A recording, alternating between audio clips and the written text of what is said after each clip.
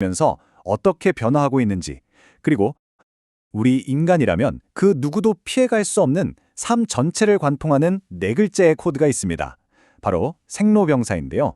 오늘은 이 아주 오래된 코드가 현대기술이라는 거대한 도전을 마주하면서 어떻게 변화하고 있는지, 그리고 그 변화가 인간답게 산다는 것에 대해 어떤 질문을 던지는지 한번 깊이 들여다보려고 합니다. 인류의 역사를 통틀어 가장 오래되고 또 가장 근본적인 질문이 아닐까 싶어요. 인간이란 과연 무엇인가? 수많은 철학자와 과학자들이 이 질문에 답하려고 했죠. 그런데 이 거대한 질문의 한가운데 바로 오늘 우리가 파헤쳐볼 생로병사가 자리 잡고 있습니다. 생로병사, 글자 그대로 태어나고, 늙고, 병들고, 죽는 것. 이건 단순히 시간이 흐르는 순서를 나열한 게 아니에요. 이건 우리 모두가 겪어야만 하는 피할 수 없는 운명이자 우리 몸이 겪는 생물학적인 과정 그 자체를 말하는 거죠. 자, 그럼 이 네 단계가 구체적으로 우리 삶에서 어떤 의미를 가질까요? 첫 번째 파트에서는 이 생로병사를 우리 인생 전체를 아우르는 하나의 거대한 코드로 보고 이 피할 수 없는 여정의 지도로서 한번 따라가 보겠습니다. 여기서 진짜 흥미로운 게 바로 이 역설적인 부분이에요. 생로병사는 끊임없이 우리에게 너의 삶은 끝이 있어 라고 말하는 것 같잖아요. 그런데 바로 그 유한함, 끝이 있다는 사실 때문에 우리가 삶의 의미를 더 치열하게 찾고 매 순간을 소중하게 여기게 된다는 겁니다. 끝이 있기에 과정이 더 아름다워지는 거죠. 삶의 유한성이 의미를 만든다고는 하지만 사실 그 과정은 고통스럽기도 하죠. 그래서 인류는 수천 년 동안 이 고통의 본질을 이해하려고 애써 왔습니다. 특히 동양 철학, 그중에서도 불교는 이 문제를 아주 정면으로 파고드는 독특한 틀을 우리에게 보여줬습니다. 이게 바로 불교의 핵심적인 생각인데요. 여기서 고통이라는 말이 되게 비관적으로 들릴 수 있는데 절대 그런 뜻이 아니에요. 이건 모든 게 영원하지 않고 계속 변한다는 사실, 즉 무상함 때문에 우리가 느끼는 어떤 실존적인 불안감을 뜻하는 겁니다. 모든 건 변하니까요.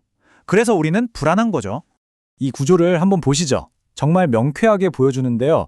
먼저 불교에서는 우리가 방금 이야기한 생로병사, 이 네 가지 육체적인 고통을 사고라고 부르면서 기본으로 둬요.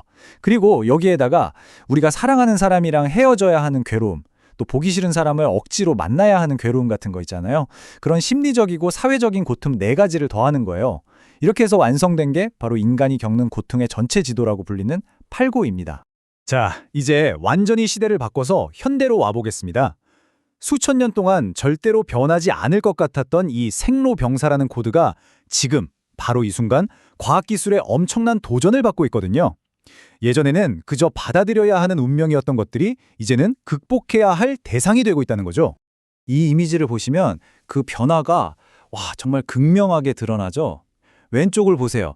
전통적으로 노화는 그냥 겪어야 하는 운명이었고 죽음은 삶의 명확한 마침표였습니다. 근데 오른쪽 현대 관점을 보면요. 과학은 노화를 치료 가능한 질병으로 보고 있어요. 죽음도 더 이상 딱 잘라 말할 수 있는 끝이 아니라 아직 복잡하고 모호한 경계선이 되어가고 있죠. 이건 정말 생각의 틀을 완전히 뒤집는 엄청난 변화입니다. 좀 더 구체적인 예를 들어볼까요? 예를 들어 노화 방지 기술. 이거 더 이상 무슨 공상과학 영화 얘기가 아니에요. 진짜로 치료할 수 있는 병처럼 연구하고 있다니까요. 또 죽음의 문제만 해도 뇌사 상태를 진짜 죽음으로 볼 건지 아니면 심장이 멎는 심장사를 죽음으로 볼 건지 의학적으로나 법적으로나 계속 논쟁이 있잖아요. 한때는 절대적이었던 개념들이 이렇게나 흔들리고 있는 겁니다. 우리는 맨 처음에 인간이란 무엇인가? 이 근본적인 질문으로 이야기를 시작했죠.